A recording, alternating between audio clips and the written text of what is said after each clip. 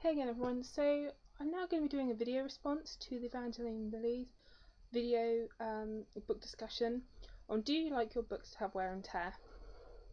Now, no. I like to keep my books all looking nice, not only because I love my books to the point where I'm obsessed, but I also like them to look nice on the shelf, which is really shallow, but I just like them to look as lovely as I love them. An example of one that I couldn't be helped. I don't like any wear and tear. I don't like little rips. And Jessica, you showed pictures of books where pages are falling out. That's my worst nightmare. Pages coming out of books. The studentship books for my A levels at the moment. Some of the books they give you where they're like falling out. I'm like, no, I can't read this. No, I don't like anything like that. To me, it's sort of sacrilege seeing a book in that condition.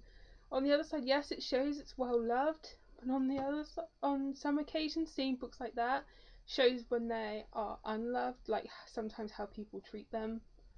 So they can be either, they can show they're well loved, or they can show that they're sort of neglected and thrown around and God knows what. But an example of book that kind of upsets me in its condition, and it's quite minor in comparison to some of the books Jessica showed, but it's Beastly by Alex Flynn, and I don't know what it is. It's this cover, whatever paper they used, but the ink on the cover is just like scratched off. I mean, bear in mind I read this in one day, so it was hardly touched. It wasn't carted around everywhere with me, but for some reason it just gets all this on it. I have no idea, like, really, why do they have to use such a horrible type thing? You can see it there. No, I hate that, and I know that it's the writing that is important in this book, and I loved it, but that just sort of makes me, like, looking at that on my shelf just makes me quite depressed. Another thing I really hate is cracked spines. I hate that. I hate it when they're creased. Some books do it and some don't. I don't really know why. But one that really upsets me is probably because it's quite a big book, so obviously it bends. Like when you're reading something like that, it cracks the spine easier. But it's Clockwork Angel, and I don't know how well it will show up on here, how it's sort of creased. I hate that. I absolutely hate that, because that's obviously the bit that you see on the shelf, and I hate seeing that that's creased. I don't know how bad. I haven't read City of Fallen Angels yet, so let's not show that. Yeah, it's the same. It's not as bad on City of Glass, so you probably won't see it. Oh yeah, there you go. I don't like that. I mean, that's quite minor. There are probably books that I have that are more cracked than that, and she says not being able to find one. Yeah, that's not too bad either though. I love the Morganville Vampire series, the ones that I've read so far anyway, and they have this beautiful sort of shiny thing there, and it's on the spine, and I don't like that when you're reading it and the spine bends. It completely messes up that. I just don't like it. I really don't, and my friends and family know this about me, and whenever say they're reading one of my books, only my family, I don't lend my books out, and they pick one up and they go, oh, and I'm like, don't bend the spine, and they're like, we're gonna bend the spine. They do it just to spite me.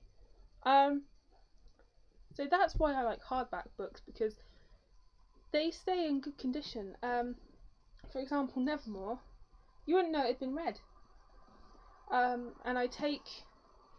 And what's great is, obviously the dust jacket can get ripped, And so to avoid that, I take it off when reading it and like put it back on the shelf, and then read it like this. And these are obviously quite hardy, so they don't get worn and torn. The spine doesn't break, and you would not know that had been read. And then you slip that back on when you're done, and it looks brand new and it looks wonderful on the shelf. I'm quite OCD in my love of trying to keep my books looking new. So that's why I don't lend books out, because not everybody treats books the way book lovers do. I mean, there's people that like to read, and then there's book lovers. And I like to keep mine as in as good condition as I possibly can. And that means me reading them, no one else. I sometimes reread books, not all the time. This sounds like I'm bragging, but I have almost like a photographic memory when it comes to books.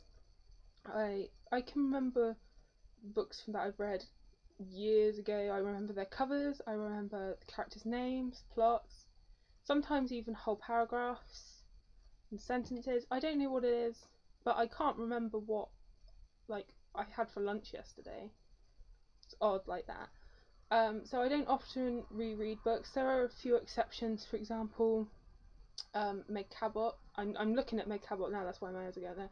Not actual Meg Cabot, the actual books.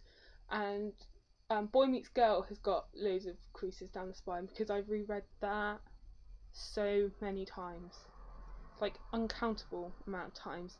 Same for Ella Enchanted by Gail Carson Theme. Those are the ones that they're probably the books in the poorest condition in my whole shelf because I've just reread them so many times, and they